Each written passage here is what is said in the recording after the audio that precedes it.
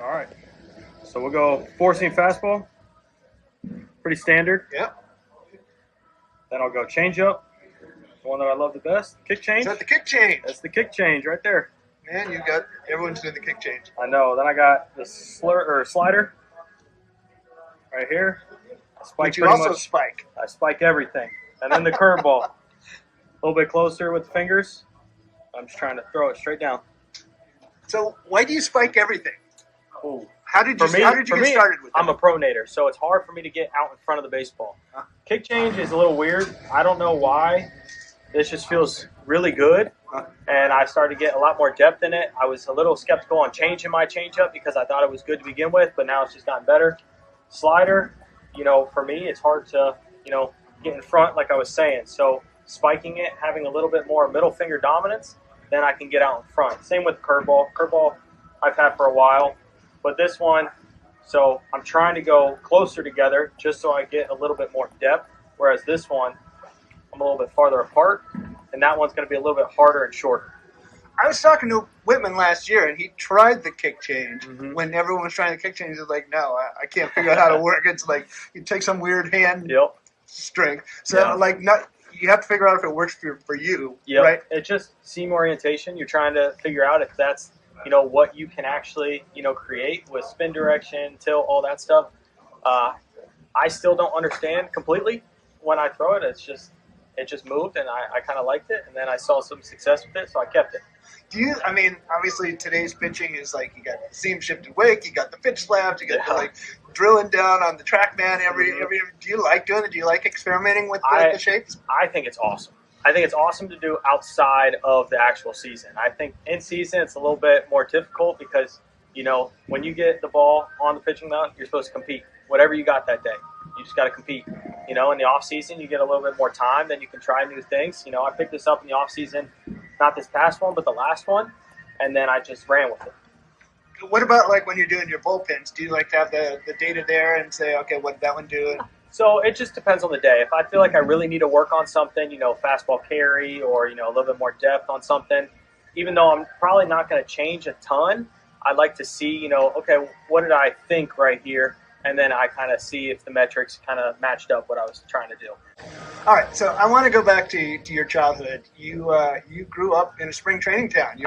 I did. Yeah. What was that like as a kid to have all those guys come in every year? It was pretty cool. I was spoiled in high school too. We played at Engelbert, which is the home to the Blue Jays spring training. So it was pretty cool. I saw some guys come and go out of there.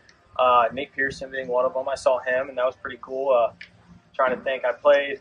So one of our tournaments is at Engelbert. I saw Bo Bichette play there, and that was kind of neat. So kind of growing up around the baseball area just made me love it a little bit more. You had a connection with Roy Halladay too, right? Yes, is that true? Yes. He was my coach for a while. I have I don't know where my glove is, but I have his initials in my glove, which I carry that with me because he was a huge impact to my baseball career. How old were you then at that point? I would say 12 years old is when I got the privilege to have him as a coach, and he gave me a book called The Mental ABCs of Pitching, and I am trying to read that more and more because it goes through some stuff with the mental side of everything, which I think is huge in pitching. Were you one of the when you were 10, 11, 12, whatever? You were one of the kids who always scrounging for balls and hanging out behind the fences at BP and stuff like that? I was trying to get whatever I could. If I saw a spring training ball, a minor league baseball, even a major league, that was a score. Who were your absolute favorites when you were a kid?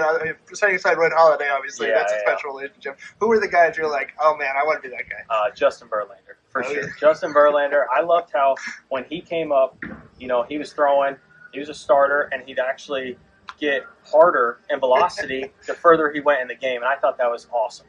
It's amazing that you could conceivably pitch in a game with him before he's done.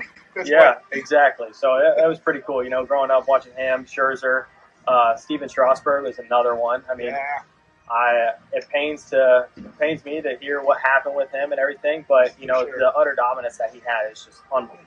I was at his major league debut, which is that is awesome. Electric game I've ever been at in my life. And did you grow up a Blue Jays fan because they were in the I actually grew up a Rays fan, so that was I grew up when Cobb was there, Bartlett, Ben Zobrist, all those guys. It was pretty cool. Matt Garza, James Shields. I had all their baseball cards. Carl Crawford, another one. Yeah. So I was a huge race fan. When did you get to the point where you were like, oh, this is something I could really do? I would say, in high school, I started doing much better and starting to understand a little bit more. But it wasn't until probably sophomore year of college, I was like, man, I could really take something out of this, or I can really, have a future in this, because velo started coming up. I started really working hard. I'd get kicked out of the gym for staying too long, stuff like that. So when I had a few guys in my corner as well that were roommates, Andrew Walters, Lake Fisher, Andrew's with the Guardians now, and he's been successful in his career, but, those guys were in my corner pushing me. I was pushing them, and so having that group of guys where you can, go out, be you, work hard, I think that's very important.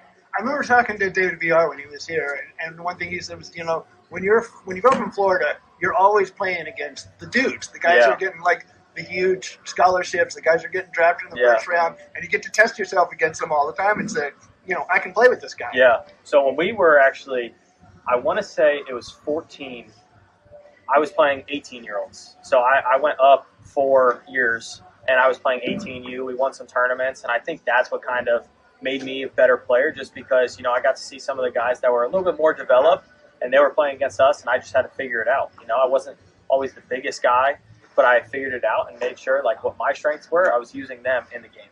So, you weren't the biggest guys, and a lot of the pitchers we see out here are just really large human beings. Yeah.